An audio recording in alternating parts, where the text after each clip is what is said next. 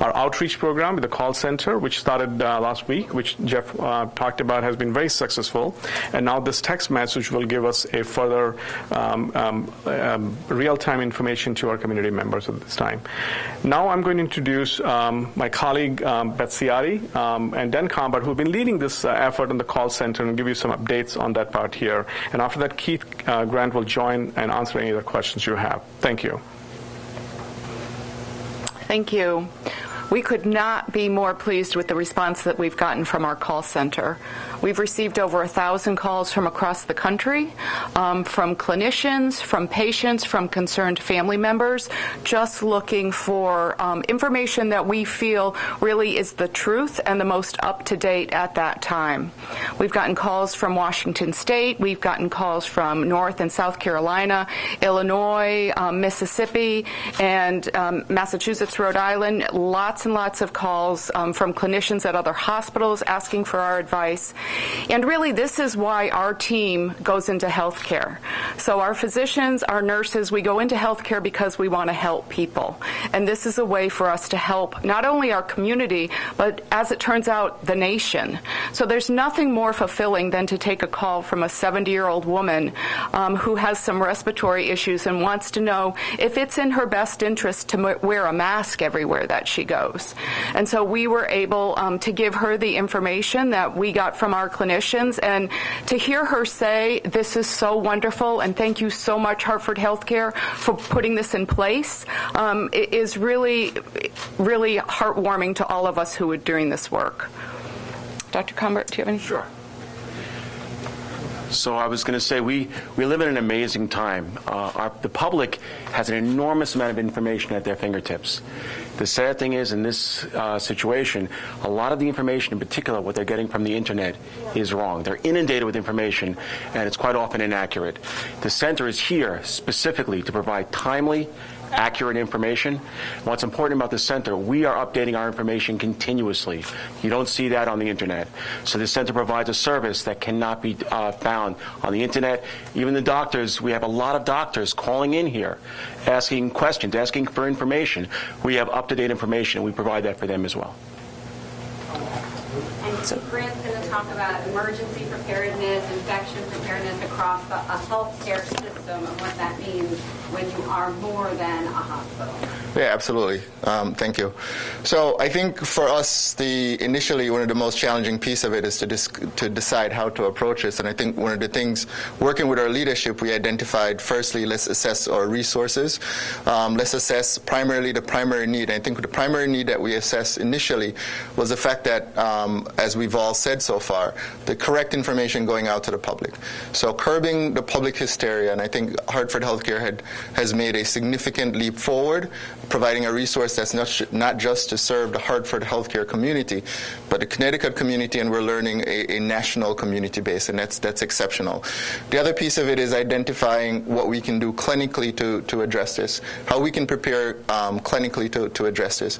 So we've had multiple training scenarios with our clinical folks just to get them prepared for this. This is something that we've been preparing for a long time. The good news with this process is we have time. We've had time to prepare for it. This is not much different from MERS-CoV or SARS, so to speak. So that's within our toolkit that we've been using over the last few years to prepare for this.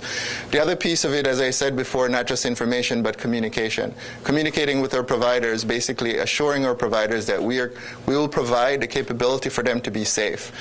We've seen for transmission, there's a number of providers who've actually contracted the disease process through treatment, in the process of delivering care. So we've assured our providers, we've provided the tools in order to ensure that our providers are safe. Ensuring that our communities are safe.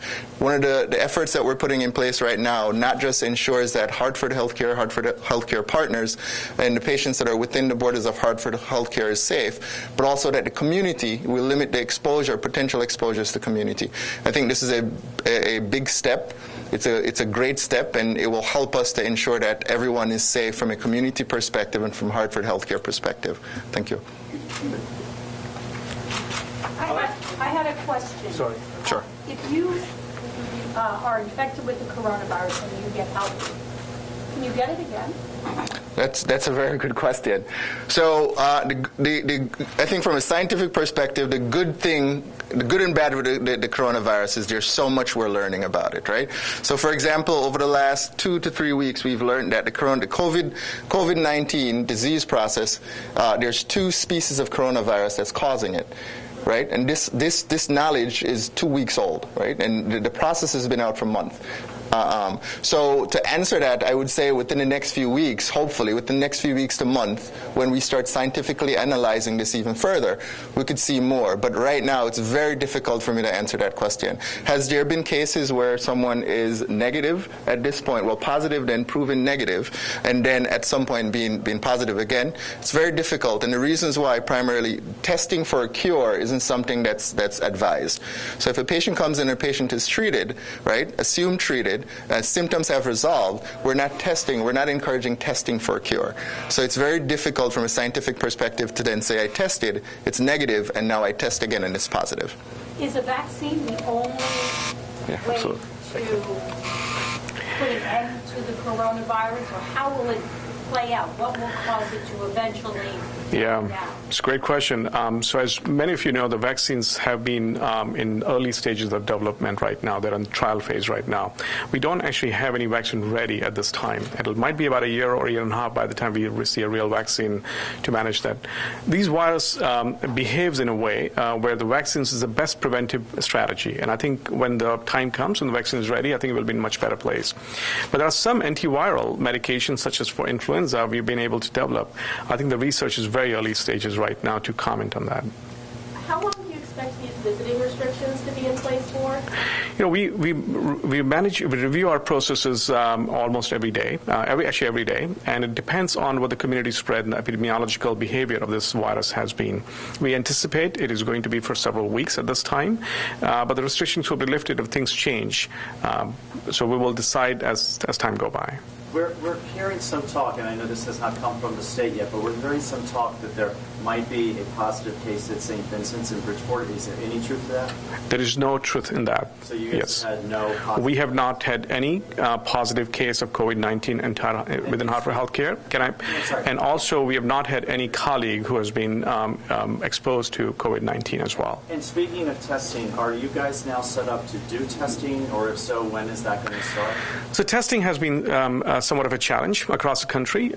We've had limited supplies of the kits to the states delivered, and we're relying on our DPH colleagues and maybe some private labs, but not quite there yet, to be able to do the testing. Hospitals and our centers can collect the samples. Samples still need to be sent out to DPH and other areas for testing to be done. Do you anticipate being able to do it on site? I mean, I know Greenwich, I think, is starting today, Greenwich Hospital. Yeah, we anticipate that as well. I'm not sure about the Greenwich Hospital, but we are working on that to bring on site as well. When it comes to some of your workers, yep. In addition to having a mask, what other ways can they actually protect themselves when they're coming in contact with patients who may have symptoms? Yeah. So I'd just like to clarify, in Hartford Healthcare, we call all our members colleagues. There are no workers. They're all colleagues. So I just want to make sure that we use the right language. And our colleagues have been trained. They've been advised. They've been provided the protective gears to manage what needs to be done at this time. The most important thing at this time is cleaning your hands, obviously. 20 seconds you spend on the sink or with soap, or you use any of the alcohol-based rubs to make sure you're cleaning. And I think our teams are doing a phenomenal job. They've really understood. They've understood the protocols. It's been deployed in every single part of the organization. So I feel comfortable at this time about the protection. Are there enough face masks to go around? We have adequate supplies to manage our colleagues and the patients in Hartford Healthcare at this time. I was just going to ask, do you have any concerns about running low or out of any other supplies? We always have concerns because we are still in the early stages of seeing the development in Connecticut, and over the next few weeks we will see a different scenario. But our teams are responding in the most appropriate way, making sure we have a contingency plan. We have other access points for those kind of supplies to happen at this time. The drive-through testing, is that kind of procedure? Thank you for asking. We have been testing a drive-through testing process, the collecting the samples, but we are not announcing it just yet, only because I want to make sure everybody understand that we are unable to do the testing without DPH's input at this time. So testing still relies on DPH. We would love to actually offer the testing to more members of the community and colleagues across the Hartford Healthcare, but we have tested it out. We are ready to roll this out from Hartford Healthcare perspective. Our resources, our capabilities are ready and ready to deploy. We're waiting for some more clarity from the state and other governmental agency to advise on testing side. Because only doctors can administer the test, right? So this additional kit that Connecticut got, 600 tests, so would you ask for some of those if you, doctors here felt there was a need? I mean, is that how it's given? Yeah, the test needs to be ordered at this time on anybody who's symptomatic at this time, and the physicians needs to order the test, and the testing is sent to the DPH location or any other private lab location to be tested at this time. The challenge we have right now, the CDC and DPH guidelines, is test can only be done on symptomatic individuals. Now, as you know, this disease can present in many of the members of the community when they're asymptomatic, but there's a high risk of being exposed to some area they might have traveled or somebody else who might have had the disease. And that's why some more testing or capabilities of testing would help augment our capability. Let me play devil's advocate for just Please a second. carry on. Let's say, I've got mom and dad in a nursing home. It's already very sad for them that they're separated from me. Yeah. What do you say? What would you say to me to convince me that this is worth it to not see my mom and dad for maybe a month or two? I just want to be clear, you're talking about the visitor restriction at this time. Exactly. Yeah, Nursing home. Thank you. I think most of the community members and even the patients would understand what we are putting this in place right now is to protect themselves at this time here. And we are able to connect you with phone or any other capability to our individual members who are within our organization.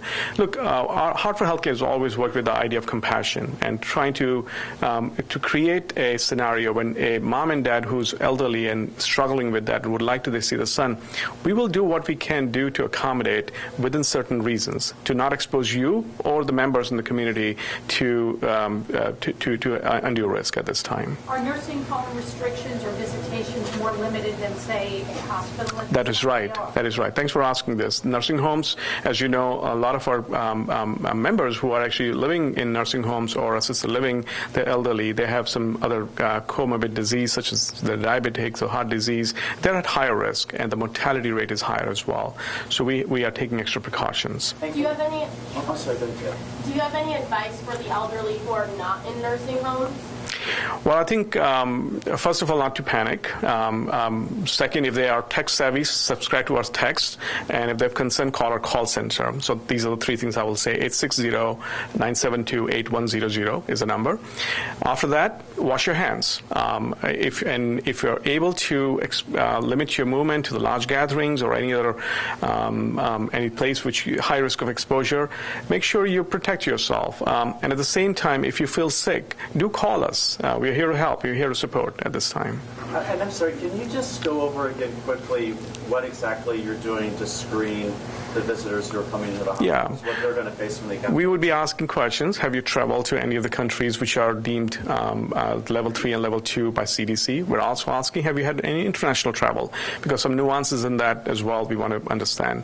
We're looking at the temperature, whether they have any fever. We're looking into whether they have had any cough or shortness of breath at this time, or have they been caring for somebody who's been sick at home or come in contact who might have visited someplace that could be sick. So is that to say that all visitors that come to the hospital will have to get their temperature taken before they can come in? That is right. If somebody feel a little warm, I think we'll take a temperature at the time. You have a question? Yeah? How many people die from the flu every year? 18,000. Thank you very much. We have very informed colleagues here in this room here. Thank you very much.